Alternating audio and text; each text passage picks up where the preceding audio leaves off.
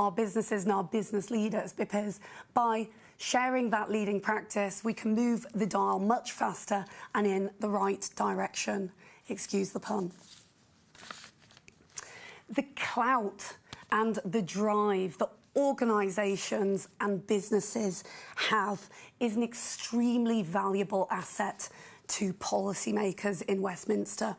Indeed, we've seen a 78% increase in parliamentary business since 2019 on issues of diversity, inclusion and culture. And so for this second round of the CEO Activist, we are proactively engaging with government of today and the shadow cabinet right here at this very event to make sure that we expand the conversation, that we understand how we can help one another move that dial in the right direction. We've got two absolutely fantastic panels lined up for you today with forward-thinking and innovative business leaders. I can't wait for you to hear what they have to say about why diversity needs to be utilised as a commercial driver for business success, in particular when we know that the economy needs this now more than ever, and we are in unprecedented times. Thank you very much indeed, and enjoy today, and I will see you very soon.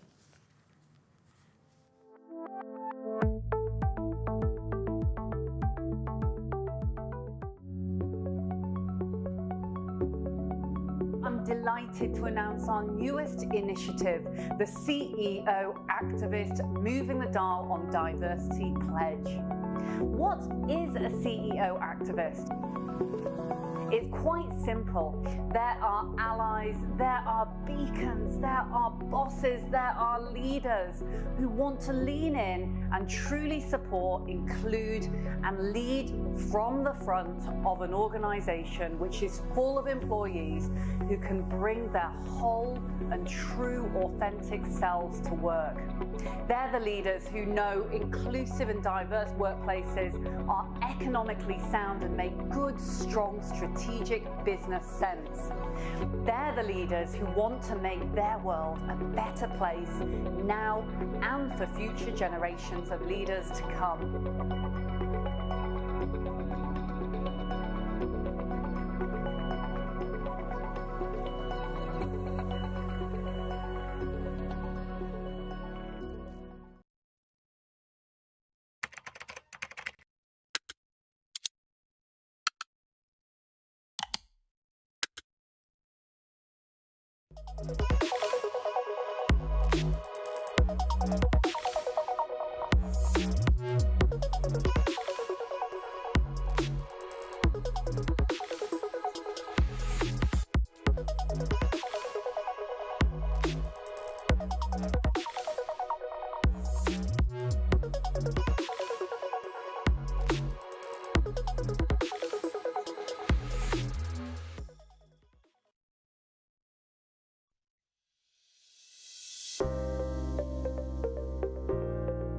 Factoring in these 10 specific facets of diversity, inclusion and belonging, organisations can get a very real and measured account of exactly where they are today.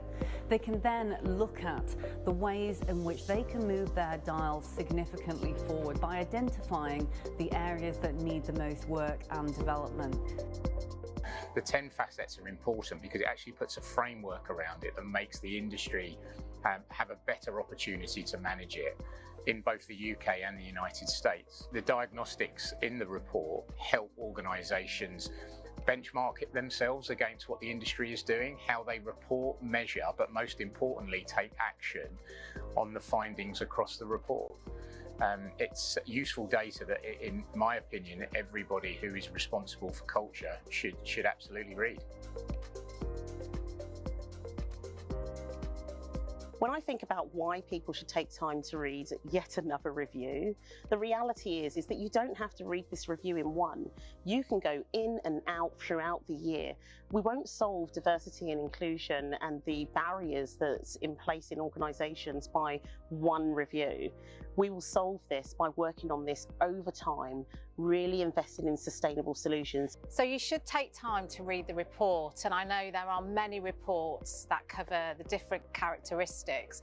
The reason for it though is it really is that one-stop shop. It has all of the 10 facets in there, but also it's great because it gives you feedback about how you're doing.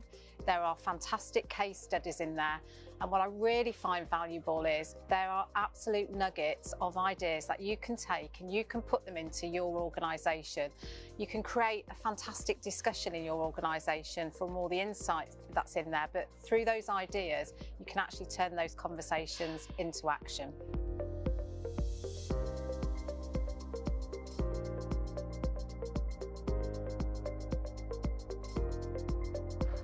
The future of diversity is in reporting. It's so important. We say at the foundation, what gets measured gets done, but you can't improve unless you can measure. And so it takes inclusion, diversity and belonging within all forms of organisation to a place where you actually know if you're making progress, you understand what your baseline is, and unless you can do those things, it's just talk, it's just in the abstract. So what we do is we provide practical solutions to allow people to affect the change.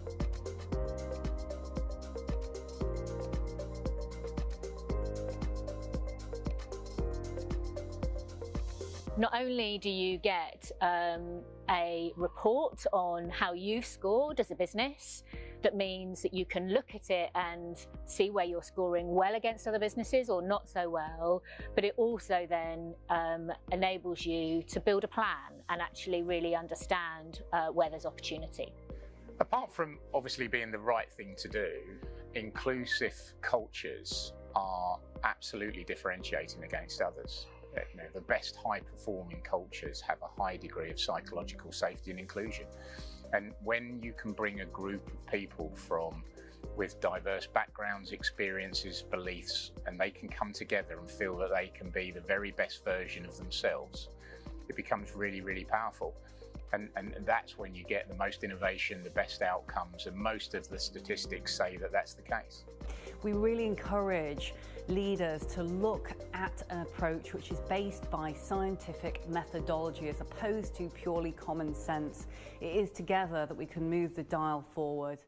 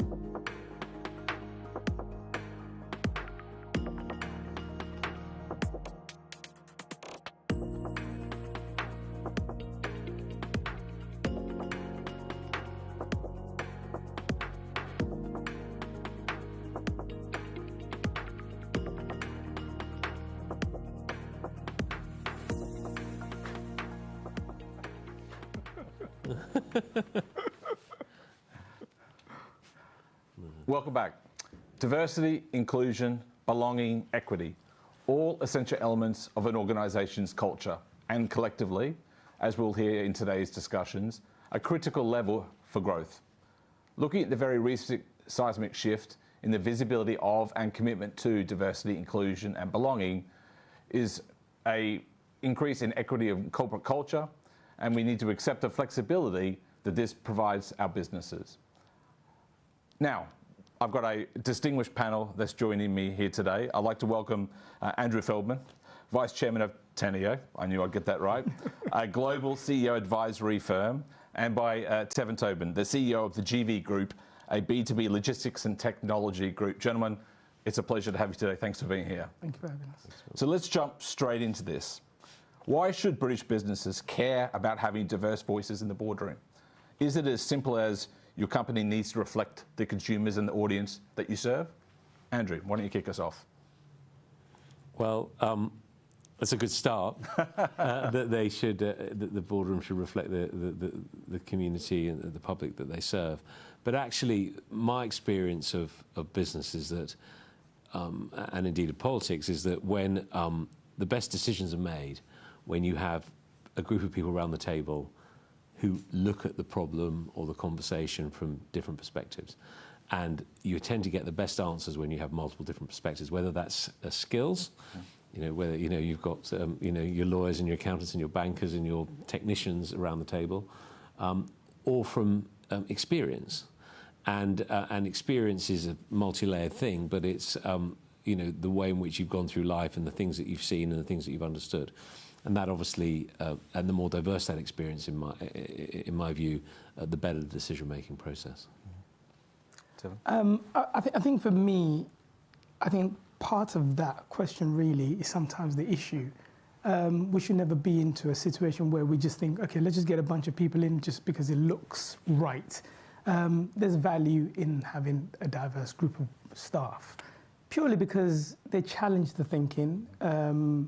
You don't end up patting each other on the back for actually having the same type of thinking. You have people that will challenge the status quo.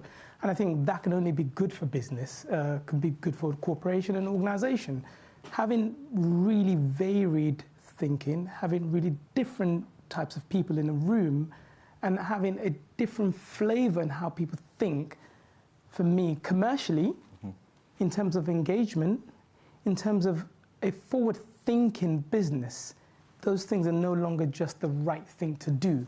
They're actually not just the right thing, they're the most commercial thing. And you got to think about what the world should look like in 5 to 10 years. And how do you engage someone from the UK to understand what life is like in Australia, what life is like in India, what life is like in Nigeria, Ghana, the US?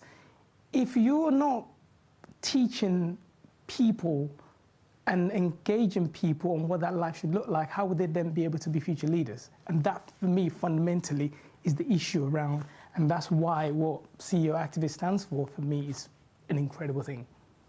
And I think, Tevin, when you talk to your leadership teams and in your wider organisation, what are some of the tangible differences that you've made to ensure your hires match the diversity of the consumers of your business? What sort of things have you started to sort of... Great question. So I can tell you, first of all, I'm probably one of the only guys who believe that women are way smarter than men. And purely for me is that whenever there's an issue, women spend way more time to be focused on the solution. Most guys come in there, wing it for 10 minutes, walk out of the room, and I'm thinking, what the hell have you just said to me? So for me, I've always understood that from a very early stage. The second thing also is everybody has to be a stakeholder in the togetherness. And you'd see that I'm using words that this is not a begging bowl. This is not people feeling like they're doing a favor. This is the right thing to do. So from a man, a woman, LGBTQI group, everybody needs to be engaged in how do we get the right group of people in a room to encourage what we think the world should look like. And in terms of recruitment and in terms of what the staffing should look like, I don't stray away from that. Anytime I think actually there's just too many of the same people, I'm always the nuisance in the room to say, well, stop this. we need to change this. And I think what you get is you get a stakeholder mentality. So you might even, let's kind of strip it back. A junior in a company might have the best ideas than most senior people, because what you learn through that journey is framework, process, where you get a young person comes in and say, well, actually, I disagree with all of that. Let's turn it on its head and let's do something differently. So it kind of depends on how leaders decide to run their business.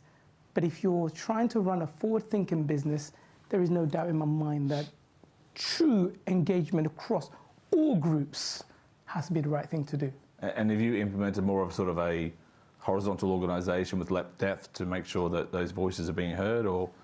Something interesting happened to me 2 days ago. So I don't know if you guys ever seen this thing where it talks about the difference between equality and equity. So it has these 3 kind of cartoon characters, and they have these benches where they're looking over a football field. So you have like a young child, a kind of 7-year-old, and a grown person. So they've given them all like one kind of ladder to stand on. The grown person can see across, the young child just about see, and then the baby can't see. And that was very poignant to me, because actually what it showed is that you're treating them equally, but they all can't see the field. So actually what you have to do is create an environment where everybody gets an equal chance. Let me just use a real live example. So we had a woman who's been with us across the company for quite a while, and she's now reaching menopausal stage.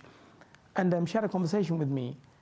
And someone in the office saying, okay, when we have a meeting, if you kind of, she gets her flushes, and she said, well, if I need to leave.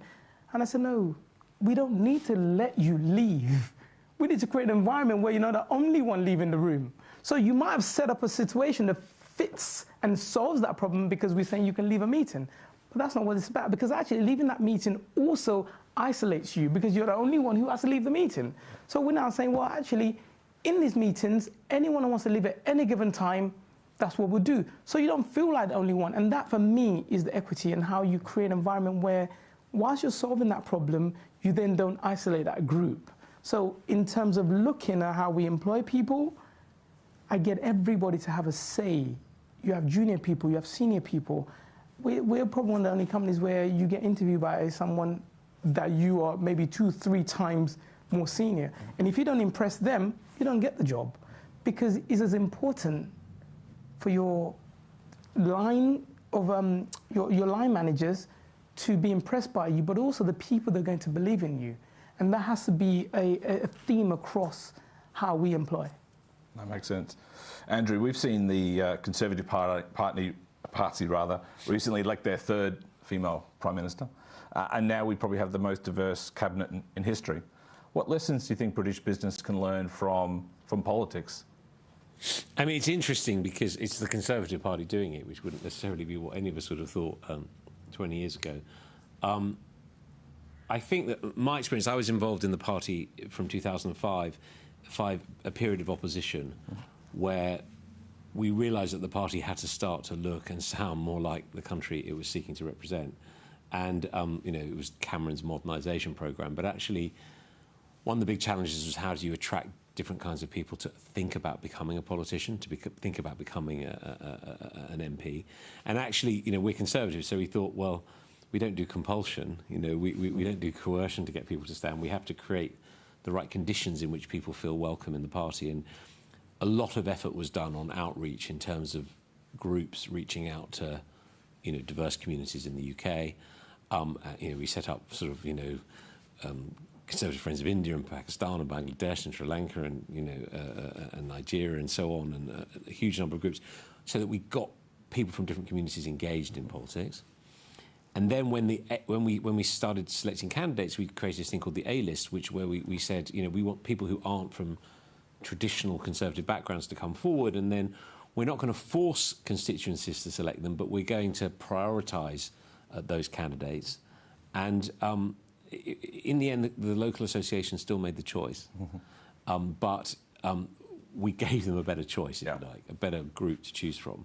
And it has been transformational. I mean, there were no quotas, there was no compulsion, but it was making people feel welcome. And there was a wise guy who, when I set up one of these groups, I said, you know, why is it that this community, this particular community that he was a member of, I said, why don't they engage with the Conservative Party? And he said, you know, it's nothing about ideology or policy. He said, you've just got to smile more.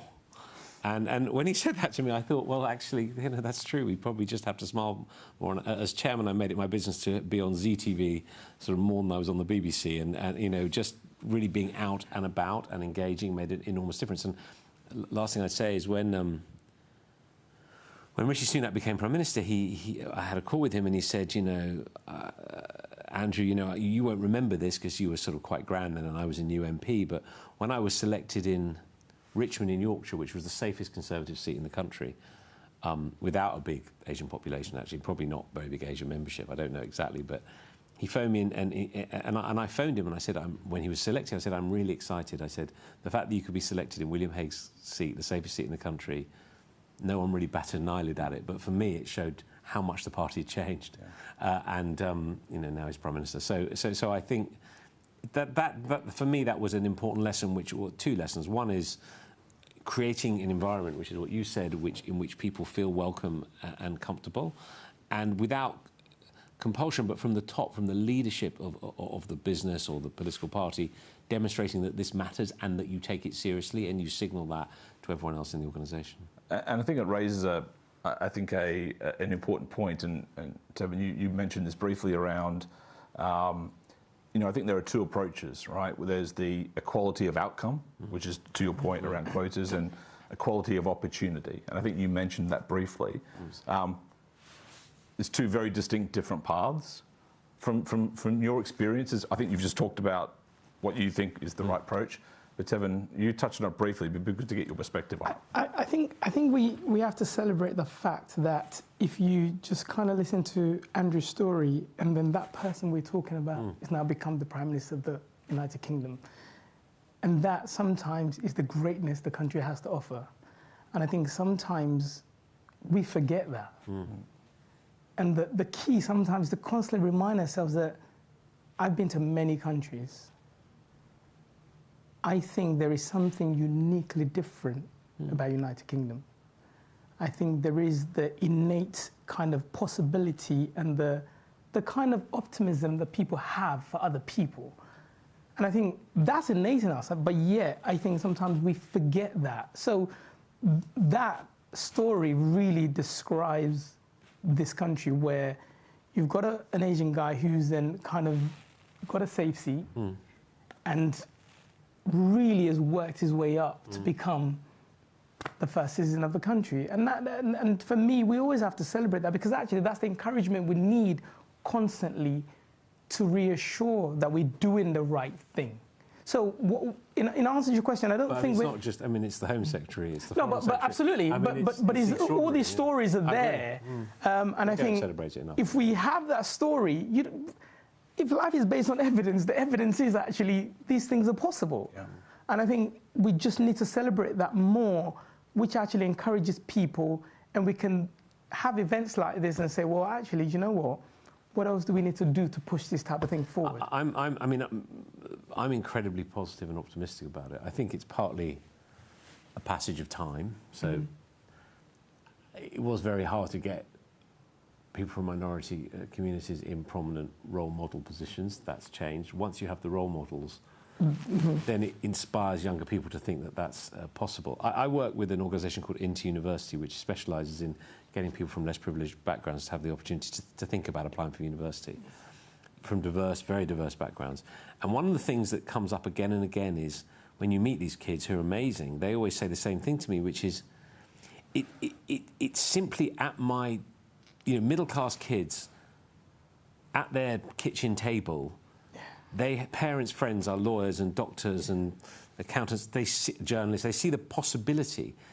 I never really saw the possibility of what you could do. It's not that I needed anyone to almost give me a leg up. What I needed is just someone to show me the possibility of what you could do, what these jobs are, to give me the imagination to then dream that I could do it. And it really struck me that, I mean, it is, of course, important to then help them with, they have homework clubs, and you help them with their homework and you help them prepare their application form for university.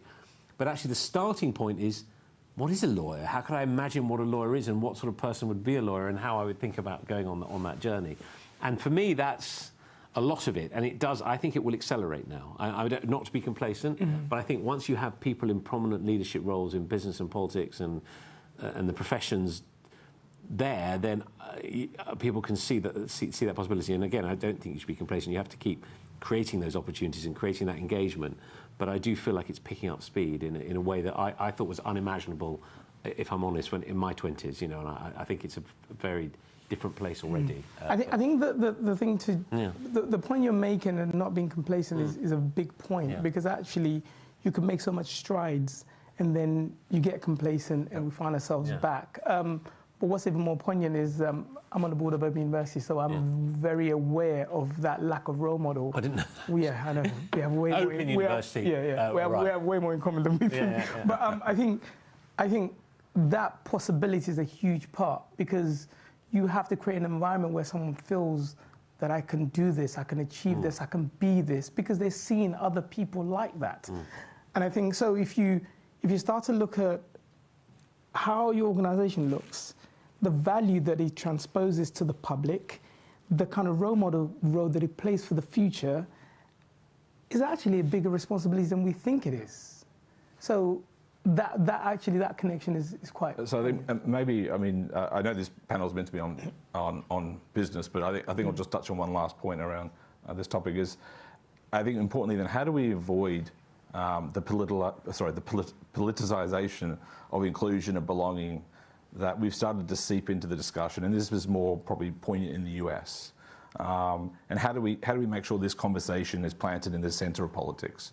And you mean not being partisan? Correct. Yeah. How do we avoid that? Because I think that's when it becomes quite a toxic discussion. The challenge for the, I mean, to some extent, it is already cross-party, and for the reason you said, it's sort of surprising that the Conservatives have been, let's say, more progressive than people might imagine on this, and actually have had the first 3 female prime ministers and the first Asian prime minister. But so to that extent, I think it is that risk is reduced. The big hot button, the issue which inflames feeling about this is immigration, and this is where you've got an Asian Home Secretary making some very strong statements about what needs to be done to prevent illegal immigration, and how does that square with, things that we've been discussing? And that is a very difficult issue. Yeah.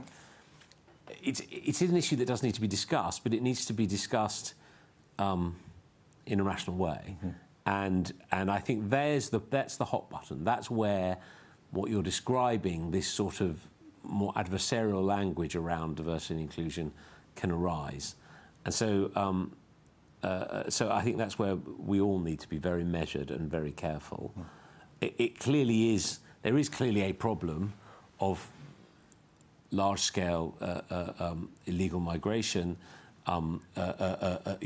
being a challenge for the if you like, the provision of public services and how you manage that and people's sense of fairness.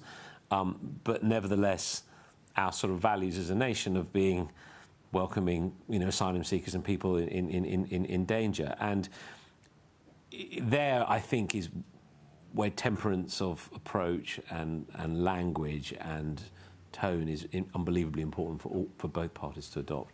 But to have the conversation, I also don't think you should not have the conversation, because then that is sort of worse in a way. Because then it bubbles up in some other way, like some of the debates around Brexit and things like that. It emerges in a way that you don't see. I'd rather you had a candid conversation about an important issue. So I think politicians have a responsibility to keep the tone civil, right? I think that is important. Yeah. Okay. I don't know. Maybe this debate I disagree with Andrew. I think immigration and treating people well are not connected for me. I think, sadly, we've kind of politicized the circumstances. I think immigration is an issue that the government needs to deal with. But actually, what we're talking about here are people that live in this country, people that we are neighbours with, people that are friends, and in treating them well. Yeah. That has to be the basis of just living. So for me, I think what happens sometimes is when you connect them, it allows the politicisation, where then we don't talk about actually how do I treat Andrew as my colleague at work, and how do I, allow Andrew to have be a great equity partner in anything we do. So, and I think also what it does, it shirks the responsibility from us, because if I put it together as a thing, then it becomes the government's problem. But actually, no, it isn't.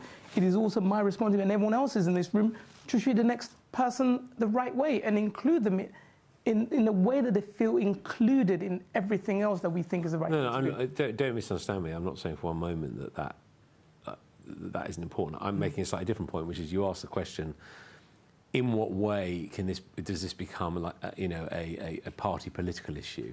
And I said it shouldn't be a party political issue, but the one way that it can is through a debate about immigration. I really don't want it to. I don't think it should be part of it. I think it should be completely. It should separate. But no, there should be cross-party consensus on the fact that diversity and inclusion and is good. Is good. Absolutely. Yeah. And I think there is. I think you'd be hard pressed to find many my former colleagues or people in the Labour Party that wouldn't agree with that. And so that's good. Yeah. But as I see, the one sort of thing I see looming which could disturb that equilibrium is the debate. Absolutely. Do you think there are any lessons we can learn from the gender pay gap efforts where I think there was a lot of transparency. Government introduced legislation for larger companies to bring that visibility to the gap. Do you think an approach like that could be good for British business in terms of having much more visibility in terms of diversity within the boardroom, level 2, level 3? So I don't think you can ever, no matter what rules that you put in, you can never shirk from a leader taking responsibility of what they think is the right thing. I think the challenge that we have often enough that people think that inclusion is a good to have. I'd do it today. I mean, look, we were just talking about a headwind around the macroeconomic effect.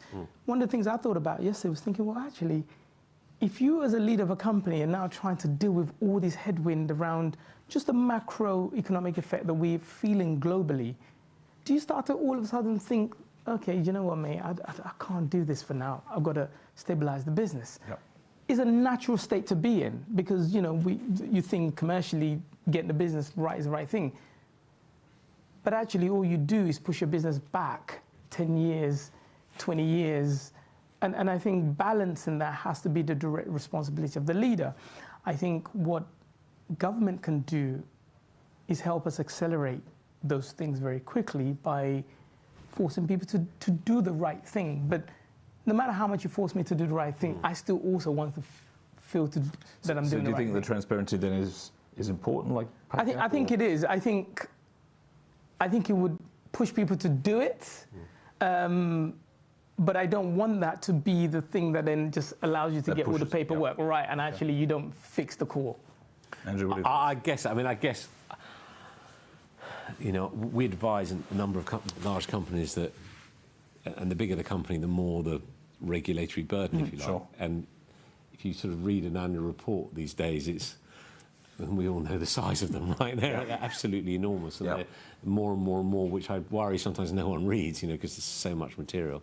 So I'm always nervous about more regulation on business, particularly because I think, if you look at business, the listing environment is not that attractive in the UK for a number of complex reasons. And I'm just sort of nervous. Instinctively, as a Conservative, I suppose, think more regulation, another thing for the board to consider. So it makes me nervous. I guess I'd have to look at the way it was drafted and the way it was thought through. But there are enormous reporting burdens on business, and it's another one. I suppose I'm just more optimistic that because you can see the increased diversity in universities, you can see the decreased diversities in pipeline. Junior ranks in business. You can see the pipeline. Statistically, I think it may have its own momentum, but as I say, we have seen before that was probably true with women to some extent. People assume that they were in a lot of junior positions rising up through the companies, and it would automatically happen that they'd get to the boardroom, and then there'd seem to be a bit of a glass ceiling. So I don't want to, again, be complacent about that, because you can think you're doing really well, and then there's just a block at the most senior levels.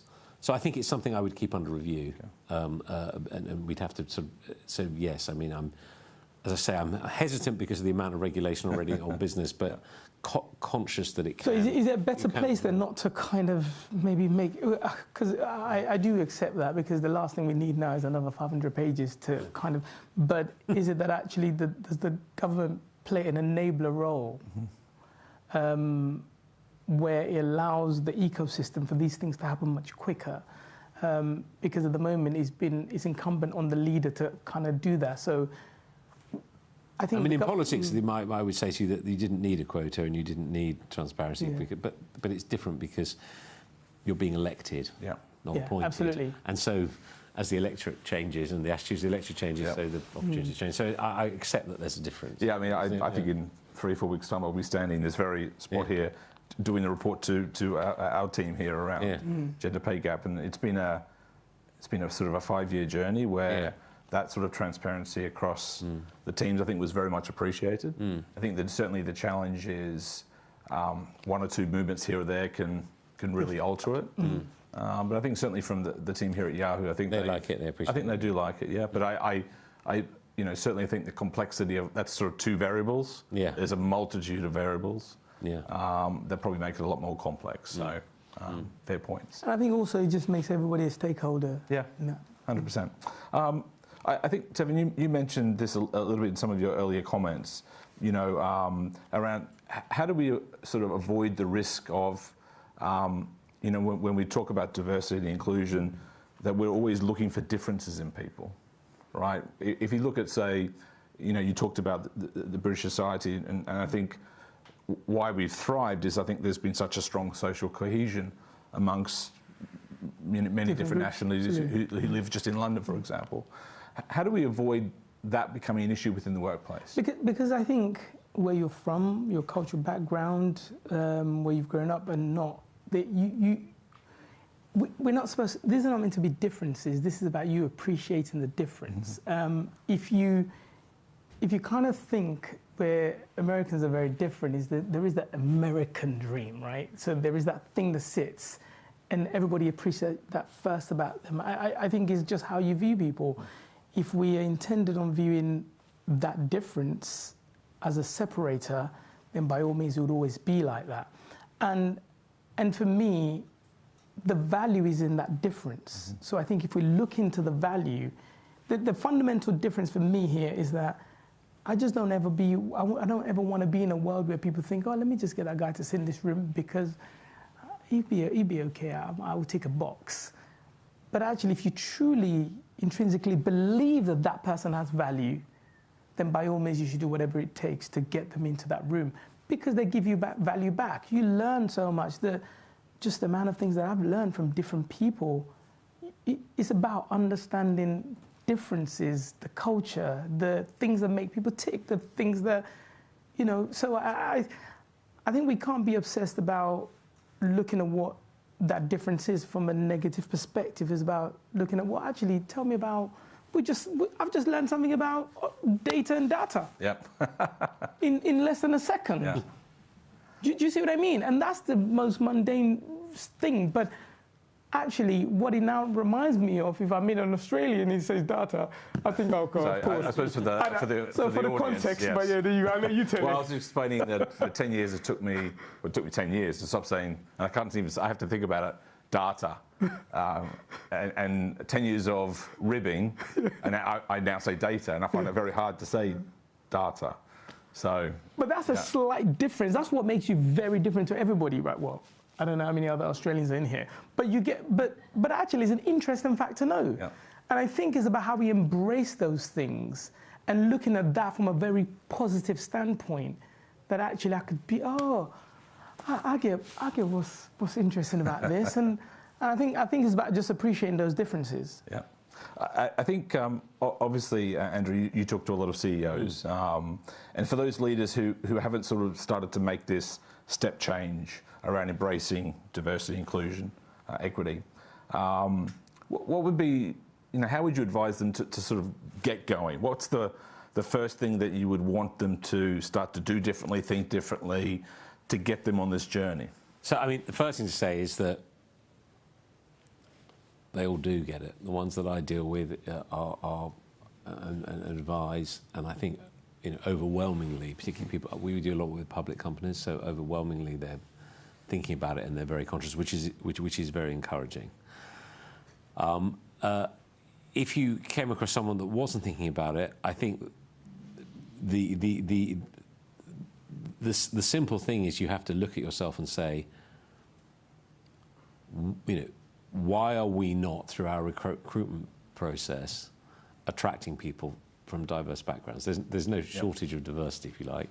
So there's something about your process, the way that you're hiring people through your organisation, that isn't making that possible. Either you're not attractive enough, you're not smiling enough, you're not welcome enough to those communities, or there's something in your process which is, not, is filtering out those people. So you have to sort of look to that. And what I've also experienced is that very quickly, once the change is made and you start to have increased diversity in your workforce, it does have a very self-fulfilling prophecy. It has a very fast momentum of change. Because then when new people are thinking about applying to your organisation, let's be honest, it's very visible a lot of the time at university. They look at it and think, actually, this is a place where I would want to work. I would want to work. Yeah. And so once you get the ball rolling, it actually has tremendous momentum. It does snowball. The opposite is also true. Yes. If your organisation looks homogeneous in a way that's intimidating and unwelcoming, getting the first breakthrough is actually extremely difficult. Yes. So looking at why you might be in that place and what it is that you're doing wrong is a very important question to ask yourself. Tevin? I remember something vividly. We're doing a deal in sub-Saharan Africa, and it was just very easy just to look at the team. Oh, can you lead it? Because people have direct experiences. Yes. And actually, that took all of 2 seconds. Yeah. Because literally, so one of our companies is a tech company called Router Technology, and I had a meeting with the team yesterday globally, and I'm telling you, I was just happy. Because we had perspective from everywhere. And what that meant was that we could all say something that sounds interesting in the UK, and there's someone in the US saying, no, hang on, mate, that makes no sense over here. And that meant that we could make decisions very, very quickly. And I think that's what you get. You get a lot of agility having so many broad perspectives in a room. And I think companies, like you said, Andrew, I think a lot of companies are getting it, and I think people are, it's becoming a second nature to people. There's still a lot of work to do. But I think that is what the CEO activist is about. How do you engage leaders to really think about this, become second nature to them, and how do they push through? So I have to say, I think Andrew's kind of thing is I'm becoming an optimist, because I'm seeing there are real stories. You're seeing things change. I just think we just need to keep pushing the cart down the road to make sure we continue on that positive trajectory. So we're coming to the end, but I thought I would just one last question, which is around maybe calling out within your own businesses. What's the one big tangible win that you've had with this approach, with putting equity, belonging, inclusivity at the heart? What's the big business win you've seen by this approach? Tevin, you want to start? I think for me, it's allowed us to become a global business very quickly. Yeah. Where what normally happens is you're thinking about how do we kind of scale, how do we kind of start up new markets. We didn't have to. We have people in our business who already understand this. They give us the landscape, the proposal, the whole picture is drawn to us to say, here you have security issues, here actually is the right place, here you have this many population. Of course, you can do this in 2, 3, 4, 5, 6 months if you wanted to. But imagine a world where you have someone who already understands your business, who is in your business, who then also understands that new market. So for me, commercially, it's been a success, and I'm just ready to just keep pushing. I think you're right. I think for internationally focused companies, absolute no-brainer. Andrew? So our business has just been acquired by a global business. So I was a business called Tolkien, which was a British-based business with an office in Singapore that was acquired by an American business. So, but before we didn't have this sort of international opportunity. But one thing that I found was that as we increase the diversity of the firm, we're an advisory business, and the quality of the advice we're able to give our clients increased considerably, and also at the same time, the credibility of our advice. So you could see clients look at us and say, Oh, I didn't think of you in that way. I thought you were a more traditional business. Actually, we quite like this range of views around the table, and it's improving the quality of your advice. And so people were encouraged by that, and they, we felt like, my children got this expression they used to me the whole time, which is, don't be a dinosaur, Dad, And basically, we're all at risk of becoming dinosaurs individually and as businesses, and I think that refreshing of the people that work with you and the diversity of people work stops you becoming a dinosaur and enhances the quality of your advice. So I think that's what we all have to look to ourselves all the time to make sure that doesn't happen. Super. Andrew, thank you. Tevin, thank you very much for joining us on the first panel. And thanks to everyone for tuning in. We hope you enjoyed this session. We've got a bit of a break now, and then we're back with the second panel in about 5 to 6 minutes. So thank you for tuning in. Thank you. Thank you.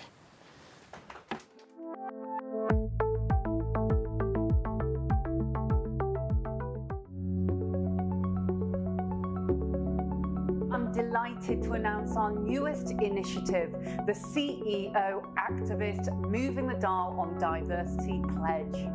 What is a CEO activist? It's quite simple. There are allies, there are beacons, there are bosses, there are leaders who want to lean in and truly support, include and lead from the front of an organisation which is full of employees who can bring their whole and true authentic selves to work.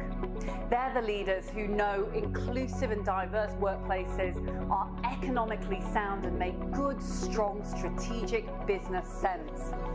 They're the leaders who want to make their world a better place now and for future generations of leaders to come.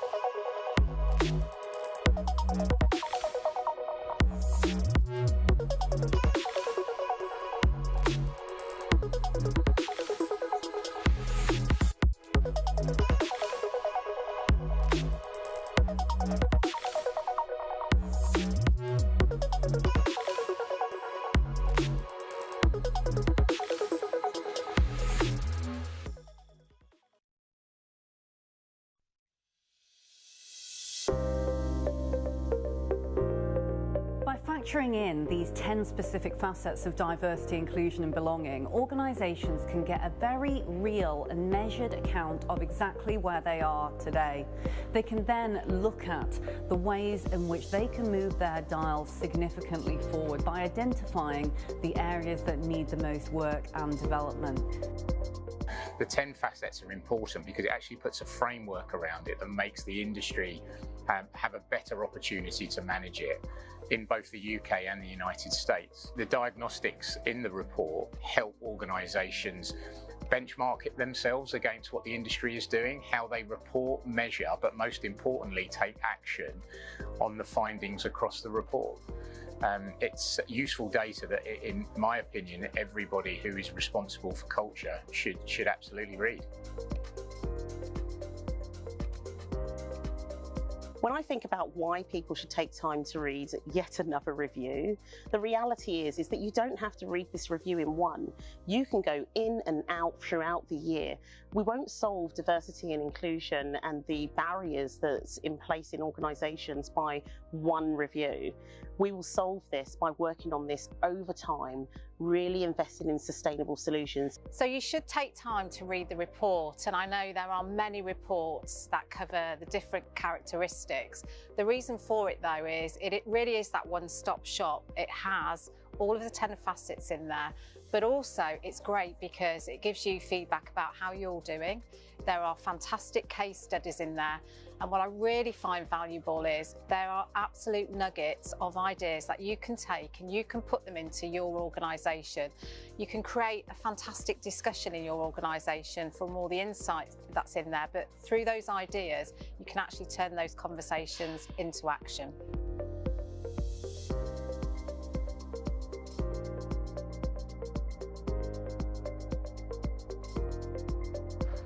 The future of diversity is in reporting. It's so important. We say at the foundation, what gets measured gets done, but you can't improve unless you can measure. And so it takes inclusion, diversity and belonging within all forms of organisation to a place where you actually know if you're making progress, you understand what your baseline is, and unless you can do those things, it's just talk, it's just in the abstract. So what we do is we provide practical solutions to allow people to affect the change.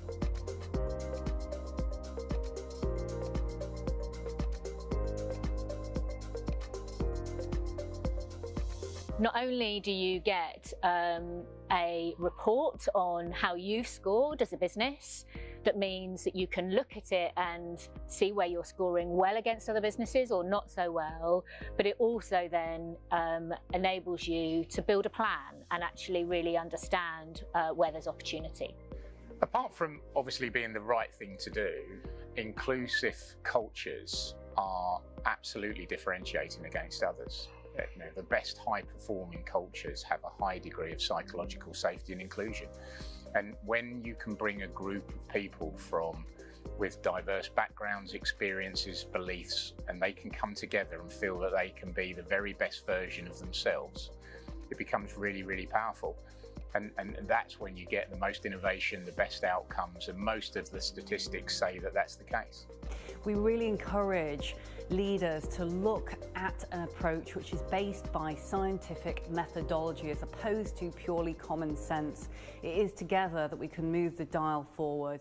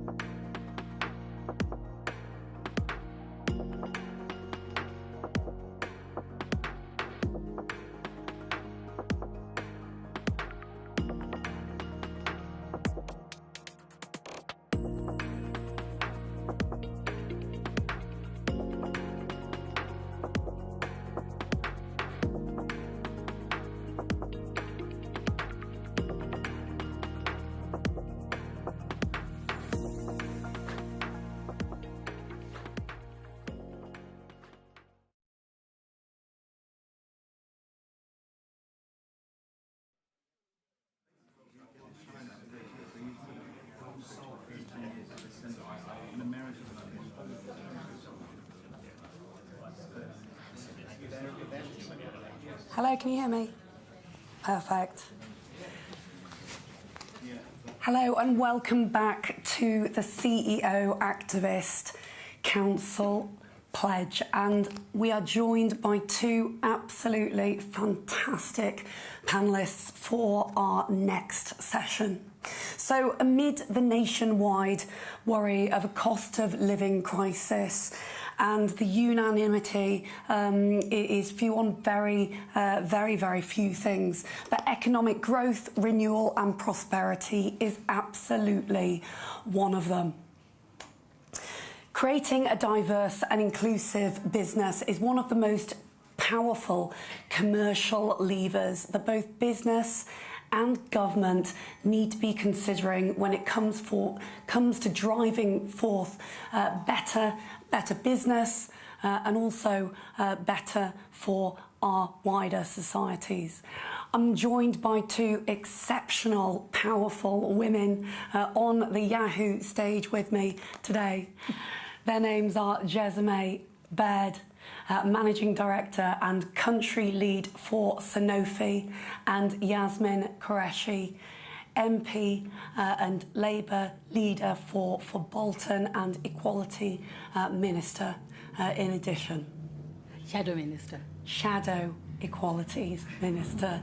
Apologies, a slip of the tongue there. Very easy to do. Welcome both. And it's a pleasure to have you both here today. Before we get started into a deep dive around discussion with business in Westminster, how we can really connect both policy and also business to drive better outcomes. It would be really wonderful for each of you to do a little intro into yourselves and how you came to be where you are today, why you are so very passionate about diversity, inclusion, belonging and equity. I'm going to start with yourself, Jessamy. Well, thank you.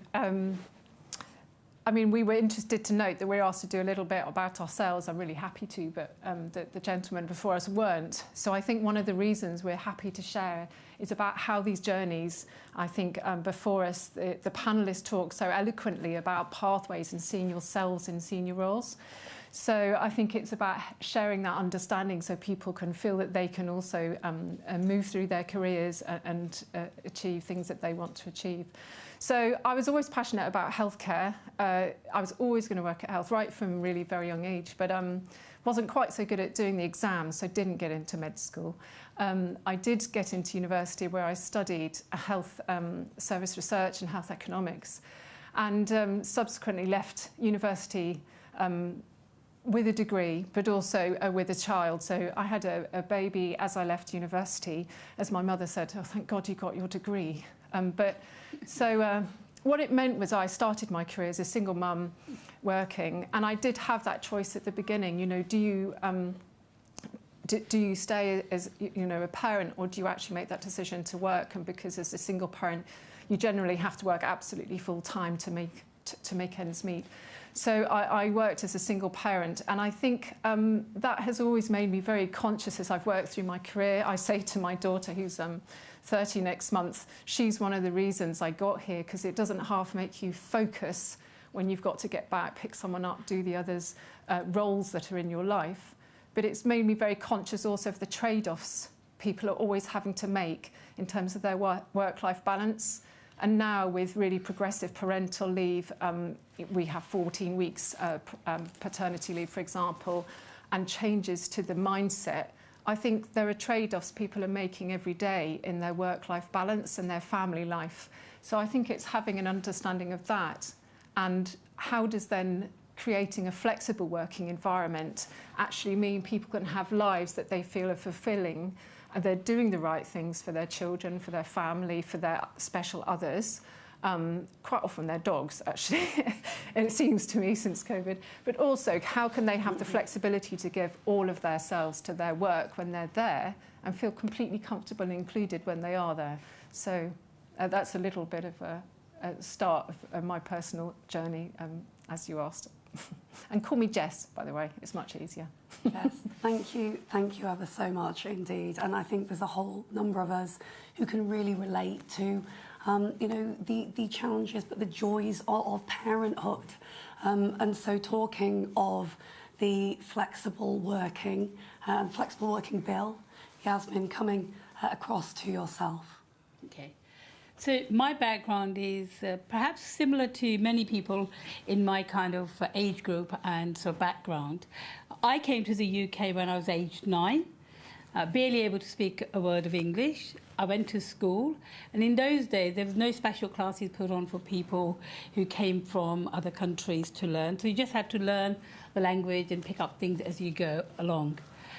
When I was about 16, my school was encouraging me to leave and go into work so I can start, you know, in the working life earlier. I was fortunate, I'm very blessed, I had parents who wanted something different for me than to go and so just start working. And they wanted me to stay on at school, to do my A-levels and, you know, go on to do better things, as they would say. So, I mean, I even sat exams which were paid for my parents because the school refused. I'm quite old, O-levels, they refused to pay for the O-level exams. They said they didn't think I would do very well or something. Anyway, so I did that, then I went off to university. I wasn't sure whether I was going to do law or anything. In fact, I wasn't sure what I was going to do later in my life, but I knew that I wanted to go on to study further. And so I chose law. And then when I was studying law, I decided I wanted to be a barrister. So then I went off and practiced law for many years. And at the same time, I kind of joined in with the Labour Party as well. Now, for me, whilst I've been a Member of Parliament for the last 13 years, and I've been a Shadow International Development Minister and Shadow Justice Minister and now Women's and Equalities, for me, I think diversity, inclusivity is very important because I think in a world that we have now, which is so close to each other, where companies are not just based in one country, but across the whole world, where they need probably a diverse force, in fact, of people to work. Because, for example, if I was a business person here and I wanted to do, I don't know, business in some part of the Far East, it might be quite nice to have people who understand some of the cultural issues, maybe religious issues or work issues. So, you know, I think from that purpose, diversity is important. But I think that's accepted by everybody nowadays. I think most companies are accepting that they need a workforce that's diverse. But I think the one thing that people perhaps don't talk about is actually, I think, the big elephant in the room, which is, as we were discussing earlier, social mobility. Mm-hmm. The fact of the matter is, it is still quite good if you're from a middle-class background, you go to a good school, you can often achieve good results in whichever industry or walk of life you go to.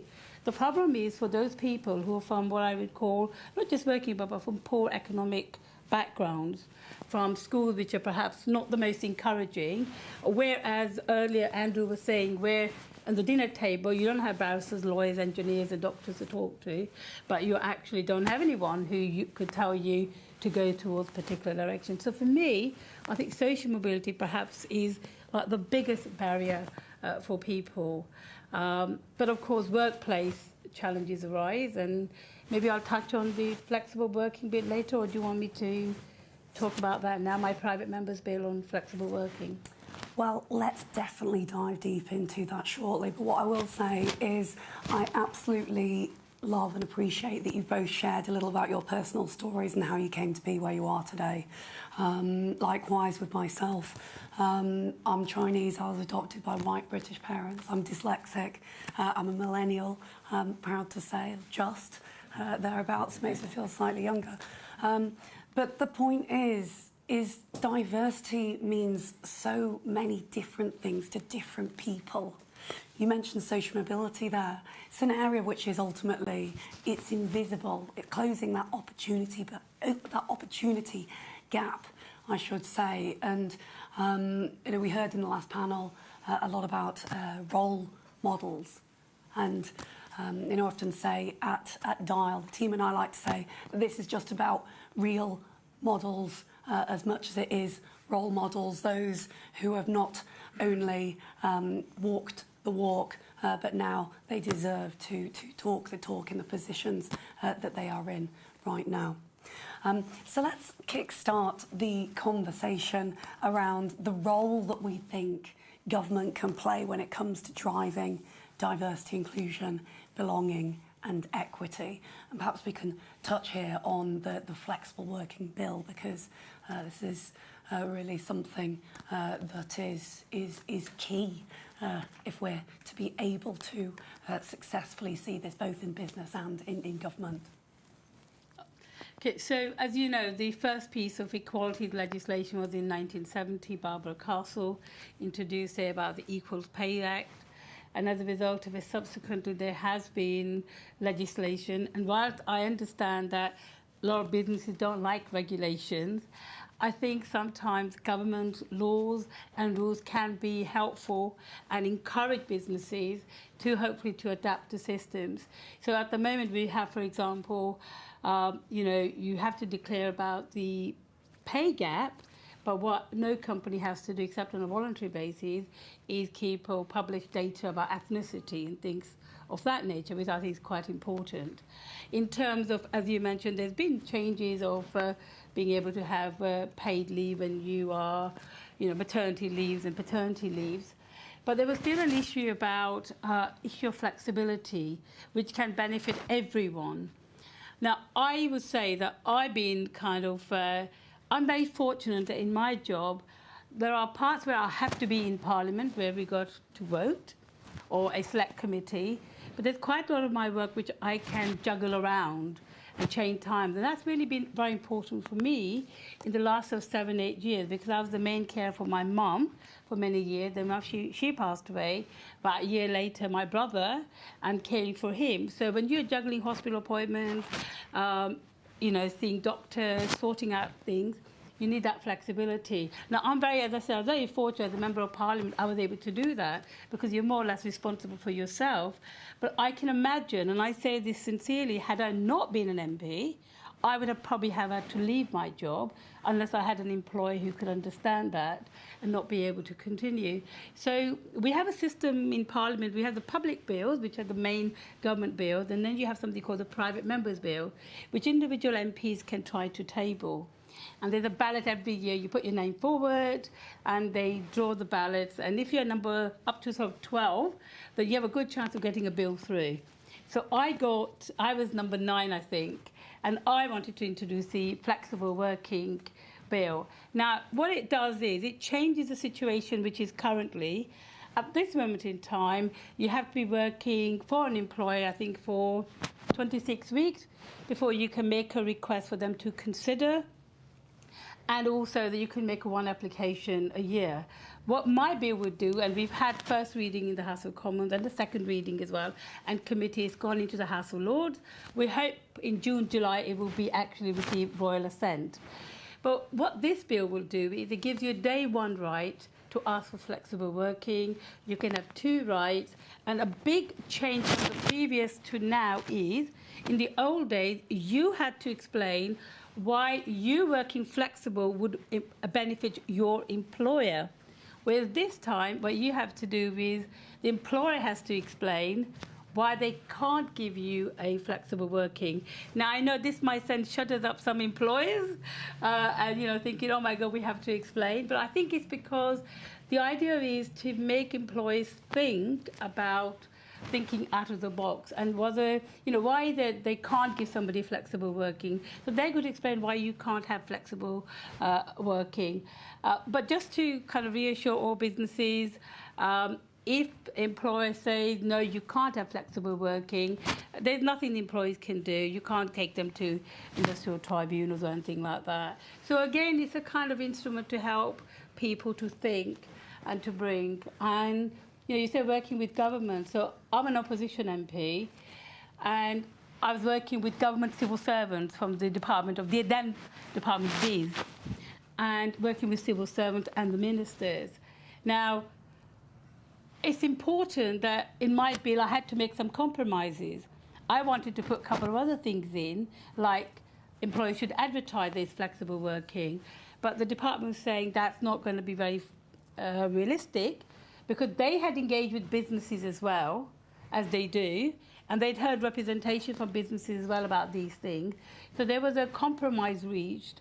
And in the end, you know, the government could support it, people could support it, the department could support it, and we met with quite a reasonable compromise, which should help a lot of people in the workplace. And I think this is where perhaps some employers may know this, others may not, but actually government departments or civil service departments are a very good way. They often engage with business communities of different interest groups, and I think it's important for business community to respond to those calls for evidence or surveys and things. I absolutely concur. And let's move over to yourself, Jess. Your thoughts?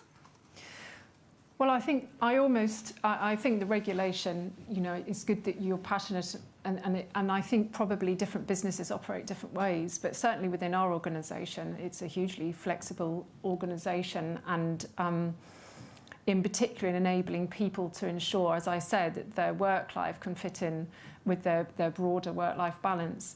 I think there are flexible working policies in place, but really the pandemic's changed the entire nature of working, and I think has probably supported people in, you were discussing how your political life, you can fit around your life. I think really there is an acceptance of that people can flex their lives. I think whether they're at home or in the office, you need to be pragmatic about people need to be in the office to connect, to create, to collaborate. People at the start of their career to get can't spend their whole day in a one-bedroom flat and actually need to connect to others. But at the same time, if you've got a 2-hour commute and you've got football practice after work, it doesn't make sense for you. So I think we have a lot of flexible working policies, and what we're trying to really think about is how do you ensure they are fair and working for the different situations people find themselves in, because what you don't want is, for example, somebody coming back from parental leave, they want to maybe do 3 days a week and they're only paid for those 3 days, but they're constantly mopping up extra work on top and missing out on their pension or other remuneration. So it's really trying to make sure when you say flexible working, you also have a flexible package around them. I think the other factor is we need flexible jobs, not necessarily just flexible working for an employee. So I think one of our targets is always have diverse candidates. The decision has to be the right person for the role, but what you should have is a diverse panel and diverse candidates. Sometimes people come to me and there were no diversity within the candidates, so potentially sort of all-male candidacy for a role. And when I ask the question, well, why is that? Why aren't there those other people applying for the jobs? They said, well, none of the women wanted it. Now, that's not an issue with the women, and it's not an issue with the men either in that particular instance. That was an issue with the way the job was designed. The way it was designed, people who potentially have bigger family responsibilities or couldn't travel so easily could not see themselves in that role.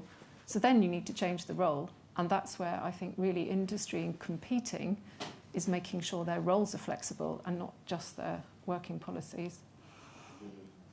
It's interesting that you mentioned there weren't necessarily any women who were interested in the role, and I think probably those in the audience and those who are watching live on Yahoo Finance or on LinkedIn are thinking, goodness, we really need to make sure we're putting enough pressure on, be it external recruitment organisations or search firms, and really educating our hiring managers. Because to say that there is not diverse talent that is interested in roles is something that makes me shudder, quite frankly. Well, I think it comes back to your role modelling point, though. Sometimes people don't see themselves in that space and they haven't seen somebody like them in that space. And then they might think, well, why would I want to be part of that group? So I think sometimes it's hesitancy, sometimes it's, am I confident enough to do it? But quite often it's actually, do I want to do it? And can I see myself doing that? And I think that's what you were referring to earlier, wasn't it? And yourself as role modelling. I think the more diversity is expressed at senior levels within an organisation, the more people coming through the organisation can see themselves reaching those roles. So I think it's not necessarily about the search firm, but yes, I think there are big questions about how is shortlisting done. you know, looking at our apprenticeship scheme, how do you arrive at the right candidates without biasing towards people from potentially, as you were talking about, different backgrounds. So there are lots of questions about how do you shortlist in an equitable way, as well as just how do you find the right candidates. And certainly in STEM careers, it is difficult to find the diverse candidates. And that's why in a lot of our roles we've said now you don't have to have a degree. We're doing the apprenticeships, and we're trying to work with organisations like the Social Mobility Organisation and Sutton Trust to reach more diverse candidates, to bring them into the organisation and learn on the job and address some of the social mobility challenges that you can find in certain sectors of the professional kind of careers. I think it's superb that you're looking at being proactive, and organisations and government are looking to be proactive when it comes to seeking out talent and where that talent is in and around the country, or wherever it might exist per se. But just very briefly touching on the point of exec search and ensuring that we are making sure that we're looking outside of the box. I do remember hearing a number of times back in the world of exec search that this is about talent, fit, and I always used to say really it's about talent add and adding on top of what we have already, as opposed to fitting what we believe to be a very square peg into a very square hole, because actually talent exists in lots of different walks of life. So moving on to our next question, how can high performance organisations contribute to the work of ministers holding the equalities brief? Okay, so there are three ways, I think. I mean, there's a number of different ways, but there's three main ways that companies can work with government of the day. One is, and this is kind of, I hope you'll forgive me if I become a bit anorak and explain a little bit about parliamentary stuff. So we have parliamentary select committees which deal with different government activities or departmental activities. So, you know, you have a select committee on home affairs, foreign affairs, on business, on health, etc. Now, they're often doing inquiries into different things. And when they do their inquiries, they always make a public announcement of what they're going to be doing and inviting and calling people to come forward and give evidence. And that's a really good way for businesses and companies to engage with that if it's something of interest value to their company or is linked to their companies or their business models. Secondly, even government department, sorry, I keep calling government department, these are departments, right? Like Home Affairs, Social, Biz, Health, etc. They often constantly inviting people to engage with them as well. The civil servants, you know, they'll put out things. And it's an opportunity for businesses, again, to be able to raise an issue or an issue that, or things that a concept they're thinking about, and bring it to the attention of the departments so that when they're doing their policy formulations, which is quite a thing that they're doing all the time, then they can think about it. So there is a Department of Women's and Equalities. And if it is an equality type of issue, then that is a department good to engage with. There's a select committee on this as well. It's good to engage with them as well. And of course, something people never think about, your own local member of parliament actually can actually do quite a lot of things as well. So, for example, in my constituency, I've got the BDA and not BDA, that's the British Dental Association. I've got the people who make the missiles and things. They're based, one of their offices, one of their companies are based in my constituency. I've also got Booth Industries who supply specialist types of doors for tunnels and things.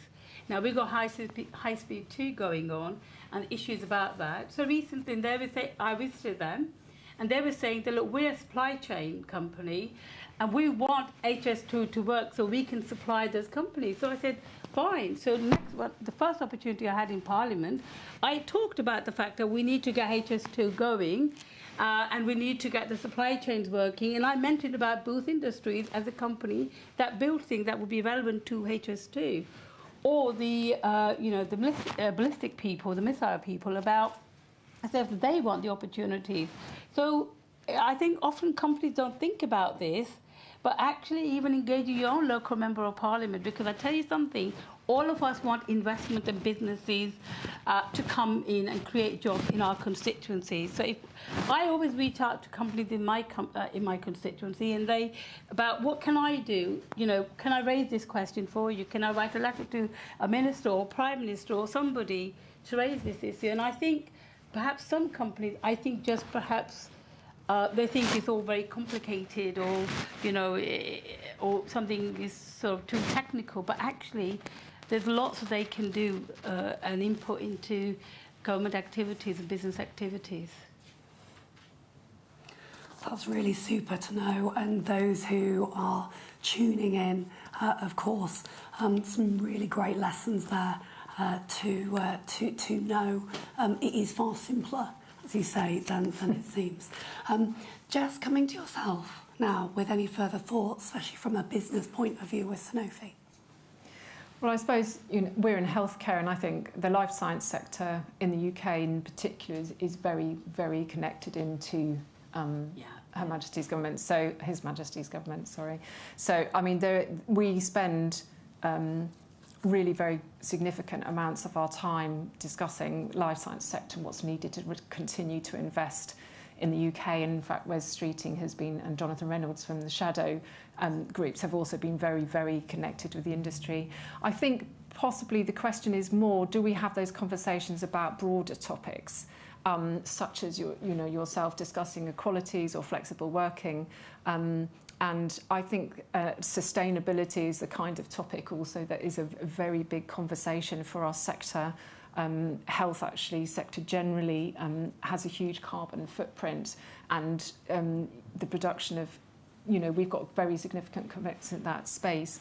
I think really directly on this topic, in terms of diversity, equity, inclusiveness, we have a very broad range of strategies. You mentioned neurodiversity earlier, your social mobility, we have generation, we have resource groups across all of the different inclusive topics that you'd expect as an organisation.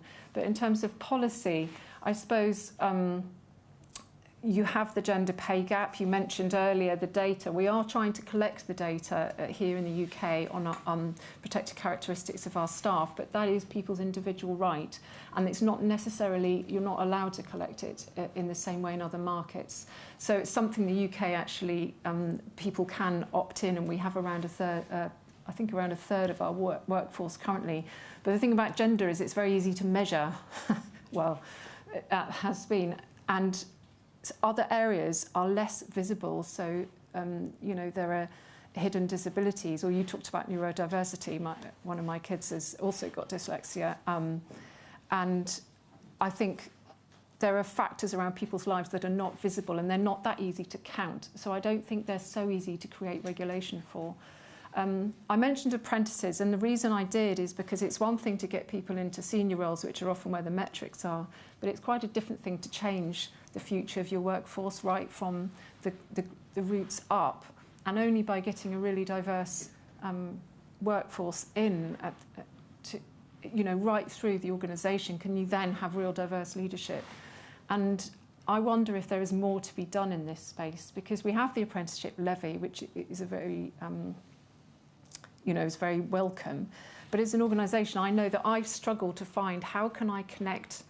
We've connected to universities like London South Bank in certain apprenticeship scheme, but how can you connect people from different backgrounds to our organisation and roles? Digital marketing was that particular one, but it could be all sorts of different areas. And then how do you connect the apprenticeship of the university or whatever other future educational institute to your company? And I think that's harder than it sounds when you have a very big, diverse range of opportunity. And there has been evidence showing that apprenticeships actually are not reaching all of a diverse population. They are becoming rather people from more middle-class backgrounds. And actually, we're getting a lot of graduates applying for apprenticeships. And that's not what we're trying to do. We're trying to get people at any point of their career, at any age, if they want to further their career and gain education in the workplace. How do we reach those people? And maybe that's something we could discuss on a policy level, is how to join the dots. And things like paying for the commute. How can an apprentice afford to pay their train fares, and yet we can't pay for it because of tax? It's a commute. So there just might be practical elements we could really take further in terms of interconnecting policy to businesses. I think you're right about the apprenticeship thing as well. It's kind of become the same sort of thing. People with degrees are applying. Not that there's anything wrong with people with degrees, but I mean, I'm glad that over the last number of years, there's been more emphasis towards what's called vocational qualifications.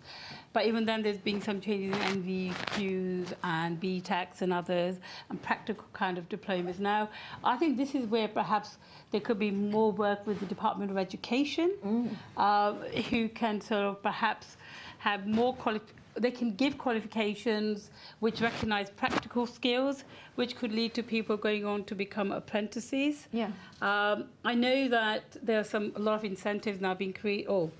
There are more apprenticeships available now, but it's not enough. I said to one of my local school to businesses, I said, well, have you thought of contacting the local schools in the area and directly connecting with them? Yeah, we've done and maybe that. Somebody from your company to the local schools to find out if somebody's interested. And I think it's a case of, I would say let's go a step further. If we want to ensure that a lot of youngsters who we lose in the educational system post-15, 16, is to go back to early year education, something that we don't often talk about. Everybody knows that the first 2 years of a child's life is when they're kind of learning the most, and it's really crucial to get that right. I think that's where we have weaknesses, because there are a lot of parents who can't give at home the education their middle-class parents can give, where they can discuss things. So, you know, it's not surprising that children from middle-class backgrounds often end up doing very well and want to achieve things. But children from poorer working-class backgrounds don't. Why? Because there's no one at home to help them. Often, when they're at school, they struggle with linguistic skills, with mathematical skills, and they can't reach the higher levels of GCSEs or A-levels, etc. And there's no extra help for them in schools to help them struggling, because classrooms are like, in average state school, about 30 in a classroom. What we need, I think, in order to ensure, I would say, a proper mobility, and this is where lobbying governments and departments is, there should be more extra help given to children in schools, like classroom assistants, who can concentrate on children who are educationally struggling, so they can then keep an interest in education. And when they reach 16, 17, they have perhaps got enough skills to be able to go for a training contract or apprenticeships.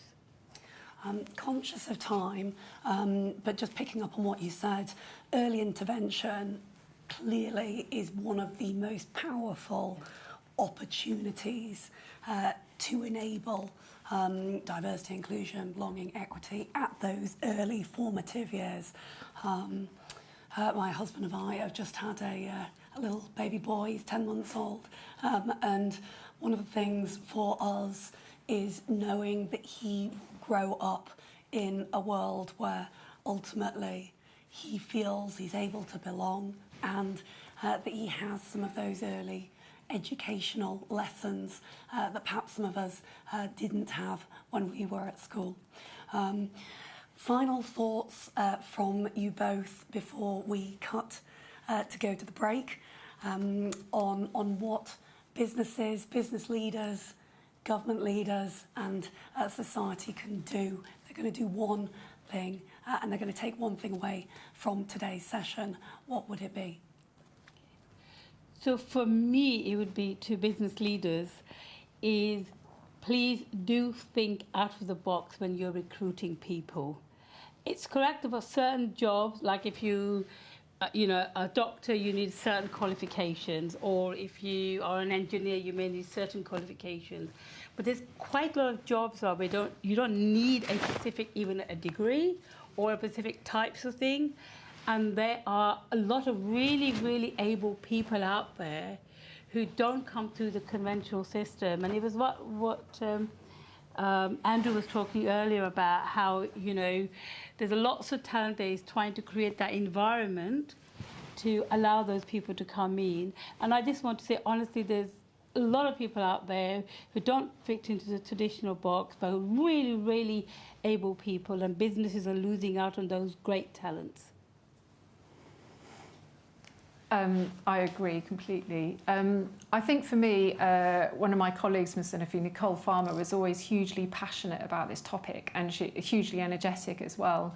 And she introduced a speaker came to us, and something he said really resonated, because you know, as a business leader, you have a lot on your plate. There's a lot of topics that you could be discussing. And he said, if you're not thinking about diversity and inclusiveness for your organisation all of the time, you're not actually going to make any real difference. And I was really impacted by that, because I think there can be a tendency to think, well, that's something I'll stick over there and somebody else will do who has the title. And that's not what it's about. We do have fantastic support within the UK and Ireland, and globally as well, huge commitment to this topic. But actually it's about thinking about it in everything that you do, whether it's procurement, third-party suppliers, whether it's ability fairs to ensure disability foundation status, for example, that we've achieved. It's about trying to be truly inclusive and making that clear to everyone within the organisation. So I think our previous speaker said about differences, and we ran a whole campaign about everyone's different. So I suppose my single takeaway is be conscious that you are probably inherently biased in some way, and then consciously address some of the natural inequities that exist, and do everything we can right across the board to make it an everyday topic that we focus on as an organisation. Hear, hear, hear. Thank you both ever so much indeed. I think it's been an absolutely superb panel. Yasmin, Jessamy, thank you both. Stay tuned after the break, because we have the fantastic Ben Page, Global CEO of IPSOS, who's going to be talking to us about all things diversity, inclusion, belonging, equity, moving the dial in the right direction. Thank you.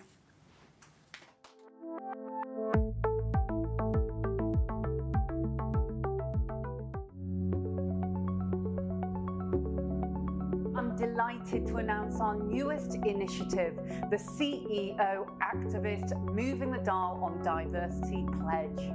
What is a CEO activist? It's quite simple. There are allies, there are beacons, there are bosses, there are leaders who want to lean in and truly support, include and lead from the front of an organisation which is full of employees who can bring their whole and true authentic selves to work. They're the leaders who know inclusive and diverse workplaces are economically sound and make good, strong, strategic business sense. They're the leaders who want to make their world a better place now and for future generations of leaders to come.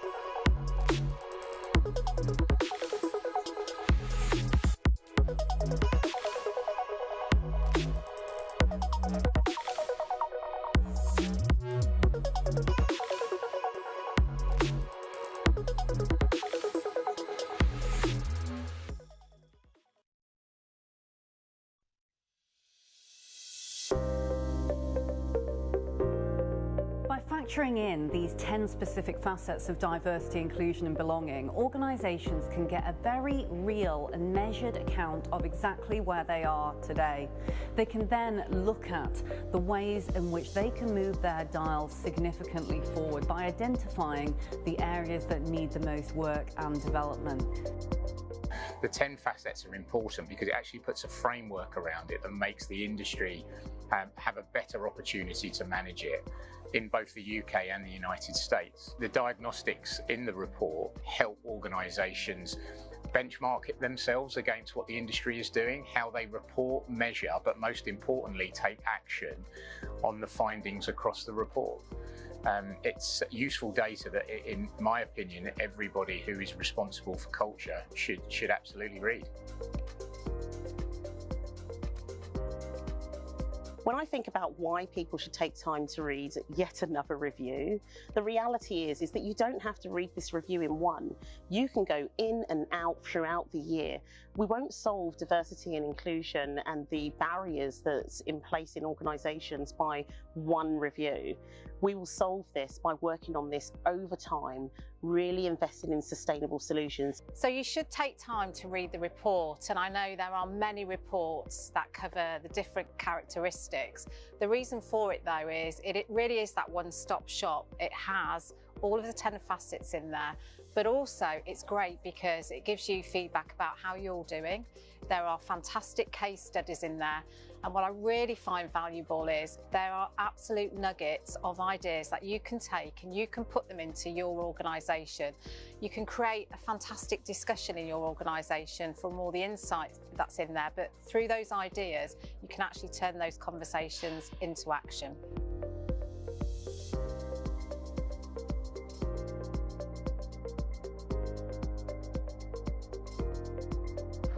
The future of diversity is in reporting. It's so important. We say at the foundation, what gets measured gets done, but you can't improve unless you can measure. And so it takes inclusion, diversity and belonging within all forms of organisation to a place where you actually know if you're making progress, you understand what your baseline is, and unless you can do those things, it's just talk, it's just in the abstract. So what we do is we provide practical solutions to allow people to affect the change.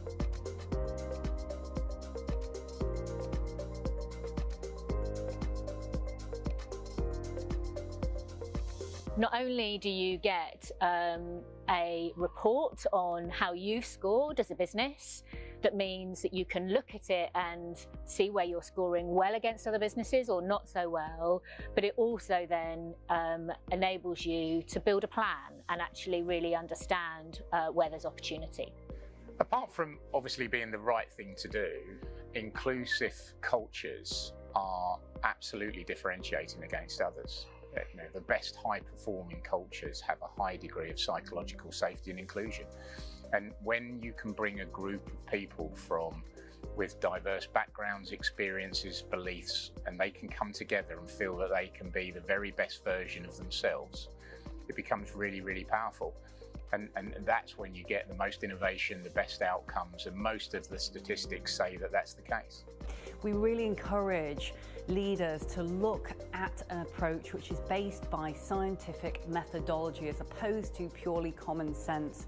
It is together that we can move the dial forward.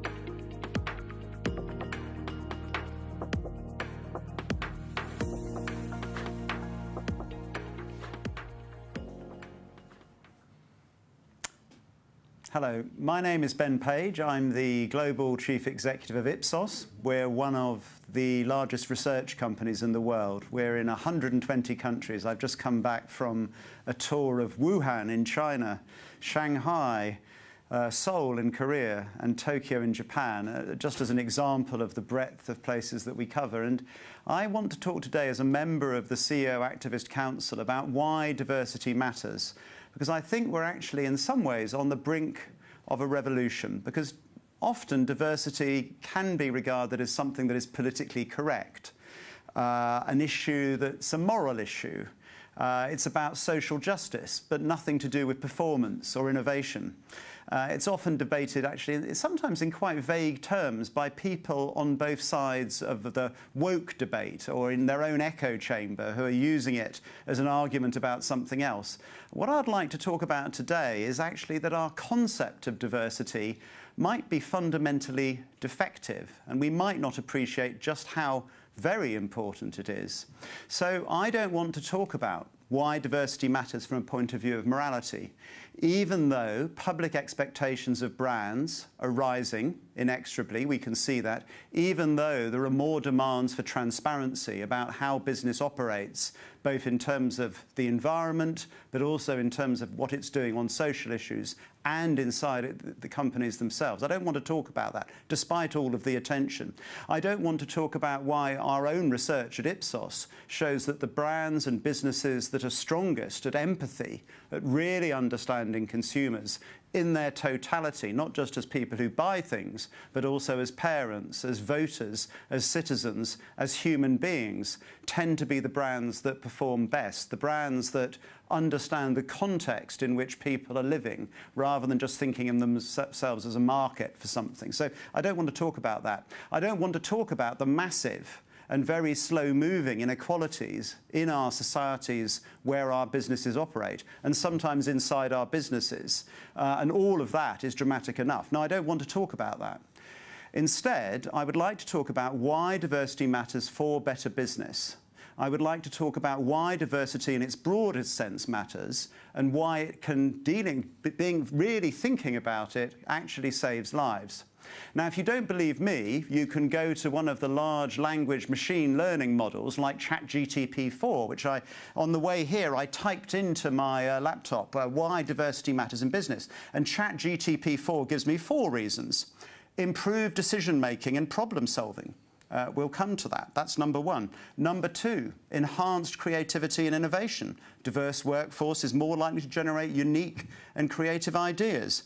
3, better understanding of customers. A diverse workforce will better reflect the customer base, more likely to understand their needs. And certainly in my own business, I've got a brilliant example where I had lots of very clever people in a room from about 6 or 7 different countries, all thinking about all the issues that affect the world. And then we looked at them, and I looked back at the report that they did, 400 questions of tens of thousands of people all over the world.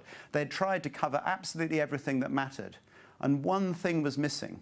And when I went back and I looked at the team, I could see exactly why immediately. Greater employee satisfaction and engagement, according to ChatGPT-4. We'll come to that in a second. A stronger reputation and brand image. Embracing diversity and inclusion can help a company build a positive reputation and be seen as an employer of choice, the computer tells me. And for people who like money, there must be some of you out there. Better financial performance. We'll come to that. And finally, ChatGPT tells me number 7, compliance with laws. Oh, very good. So that's very nice. But I think actually just to bring that to life, I was reflecting on those real-world examples where actually a lack of diversity led to disaster. Let's start with 9/11. The CIA was responsible for keeping America safe. It employed the best and brightest, so it thought. The challenge was that the best and brightest all turned out to be white men from a very limited set of universities, and nearly all Christian, or pretty much entirely from a sort of fairly Western background. They lacked virtually any people who understood Islam or Muslim culture. And so despite listening to endless speeches from all sorts of people associated with Al-Qaeda, Osama bin Laden, etc., they missed all the vital clues, according to the post-event analysis of what could have been spotted earlier. A lack of diversity inside the CIA led to disaster. In Britain, I'm sitting about a mile away from where in the early 1990s there was one of the biggest riots I've ever seen over something called the poll tax. Now, this was one of the most unpopular policies governments have ever created, and in fact it has led to massive problems with the taxation of property ever since, because it became so toxic no government could ever look at it again. But how on earth did a government of clever people get into that problem in the first place?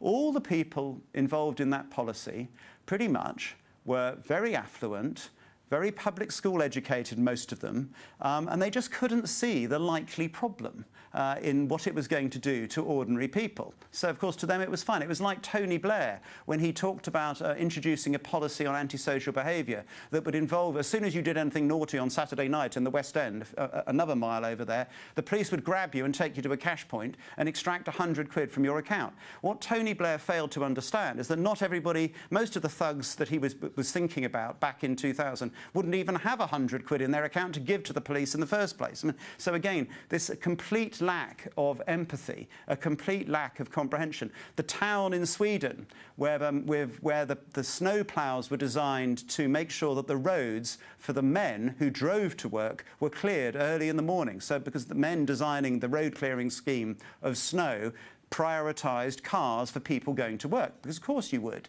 and completely forgot about the fact that the people who are actually walking around were often women and older people, with the result of a massive increase in health costs, in lost productivity, etc.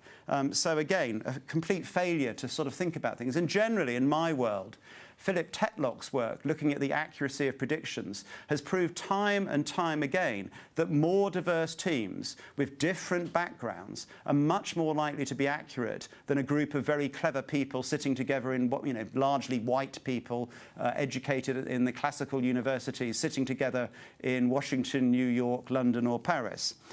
You've all heard of Silicon Valley.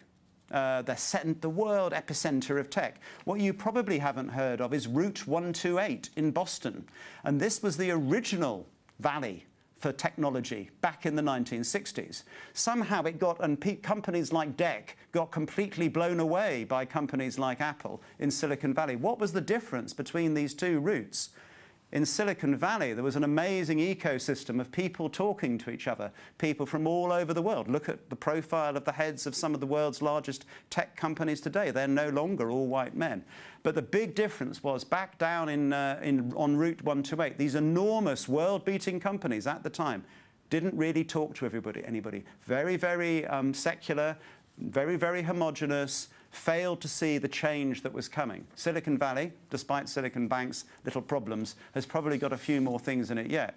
So all the evidence is that diversity matters for business because it leads to better outcomes. You can see this wherever you look. It means also that you're more likely to avoid disaster. If we move to a completely different field, and look at mountaineers. If you go back and look at the episode on Mount Everest, where many, many people died in a snowstorm, some of it was because people didn't feel able in that setting to speak up. If you look at aviation, which is now much safer than it was 30, 40, 50, 60 years ago, one of the reasons is because dissent is recognised as important. There are so many examples of crashes where somebody didn't want to speak up to the all-important, powerful pilot and tell him that he was about to run out of fuel or fly into a mountain. So absolute evidence that we can avoid disaster, we can be more successful, we can be more innovative with more diverse teams. And achieving those diverse teams, of course, means that business leaders will need to make some very practical decisions. It will not happen on its own because people will otherwise tend to hire people like them. So McKinsey report, looking at 366 different listed companies, that those in the top quartile for ethnic and racial diversity are 35% more likely to outperform the average for their sector. Those that have managed to achieve better diversity in terms of gender are 15% more likely to outperform their industry means. So quite apart from the moral reason for encouraging people from all sorts of different backgrounds to have opportunities to get on, we need to understand the real impacts of diversity at work. A study we did at IPSOS last year of 5,000 people here in the UK showed that companies where people felt that there were plenty of opportunities for people from diverse backgrounds to get on, and we checked looking at the profile of these people as well, it really is diverse people talking about diversity, we found that those were 2.5 times more likely to say that people were empowered to seek innovative solutions, twice as likely to say that people would try new things, nearly 4 times more likely to speak up and recommend their employer as a place to work, 4 times more likely to feel motivated by their organisation to do the very best job they can. They're actually twice as likely to say they enjoy their job in companies that encourage people from diverse backgrounds compared to those that don't. So it leads to business results. And overall, in terms of customers, where people say that people can be themselves at work, they are twice as likely to say that their business is prioritising customers' needs as ones where they're trying to conform to some crazy stereotype. So diversity matters not because it's nice. Diversity matters because if you want better business results, you've got to have it. And it's the right thing to do. The end.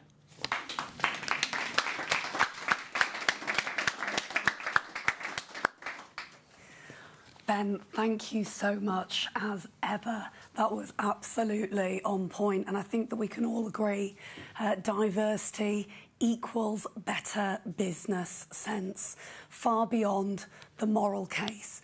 This is an underutilised commercial lever for driving better business and economic success and prosperity. I hope that you've all really enjoyed today's sessions. We've had some fantastic leaders, we've had some fantastic leading parliamentarians. We would love you to get involved in our CEO Activist Council and pledge. Make sure you visit us at www.dalglobal.org. And if you'd like to get involved in the DAL Diversity Review as well, we would love you to do so. What gets measured gets done. But as with everything, not only is it all about data, it is also about ensuring that we win the hearts and the minds of others.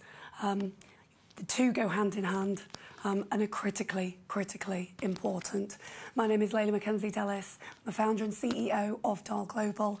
I want to thank you all for tuning in today, and for those that have been a part of the CEO Activist Council Phase 2, make sure you visit us and we will see you again very soon. Thank you also to Yahoo Studios for streaming and broadcasting this, as well as LinkedIn, who are streaming live for us today. Thank you very much.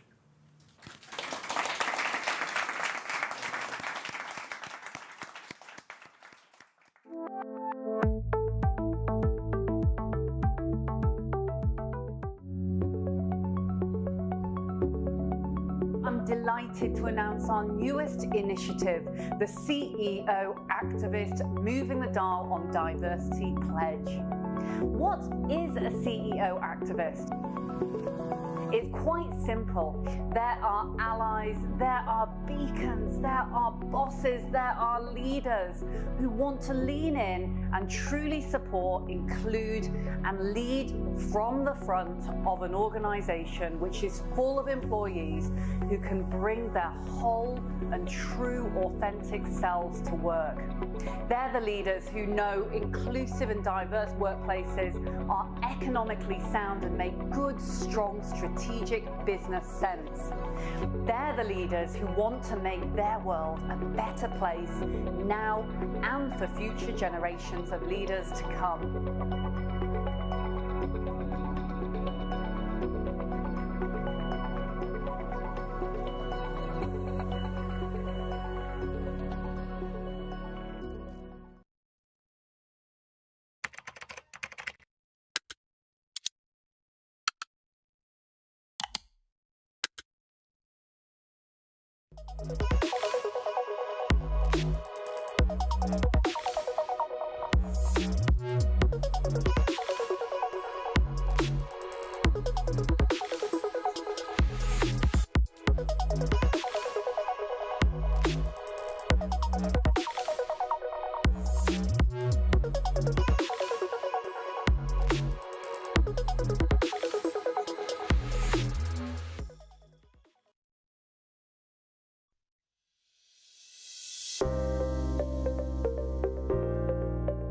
Factoring in these 10 specific facets of diversity, inclusion and belonging, organisations can get a very real and measured account of exactly where they are today. They can then look at the ways in which they can move their dial significantly forward by identifying the areas that need the most work and development.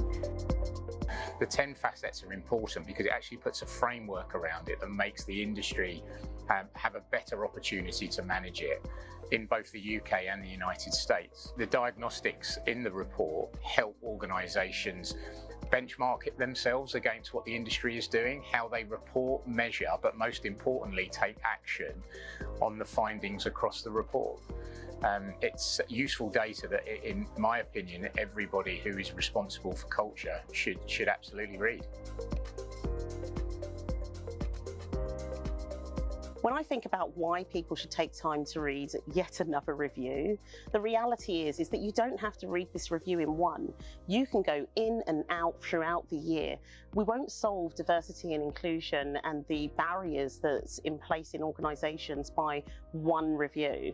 We will solve this by working on this over time, really investing in sustainable solutions. So you should take time to read the report, and I know there are many reports that cover the different characteristics. The reason for it though is it really is that one-stop shop. It has all of the 10 facets in there, but also it's great because it gives you feedback about how you're doing.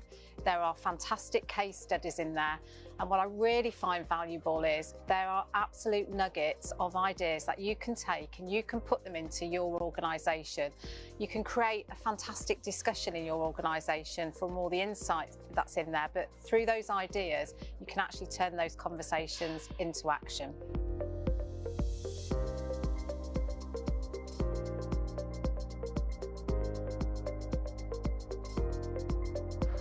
The future of diversity is in reporting. It's so important. We say at the foundation, what gets measured gets done, but you can't improve unless you can measure. And so it takes inclusion, diversity and belonging within all forms of organisation to a place where you actually know if you're making progress, you understand what your baseline is, and unless you can do those things, it's just talk, it's just in the abstract. So what we do is we provide practical solutions to allow people to affect the change.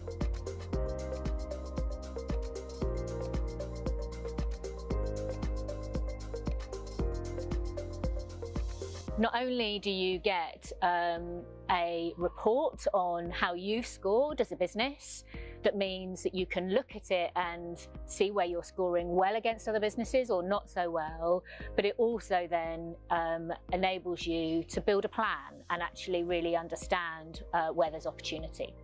Apart from obviously being the right thing to do, inclusive cultures are absolutely differentiating against others. You know, the best high-performing cultures have a high degree of psychological safety and inclusion. And when you can bring a group of people with diverse backgrounds, experiences, beliefs, and they can come together and feel that they can be the very best version of themselves, it becomes really, really powerful. And that's when you get the most innovation, the best outcomes, and most of the statistics say that that's the case. We really encourage leaders to look at an approach which is based by scientific methodology as opposed to purely common sense. It is together that we can move the dial forward.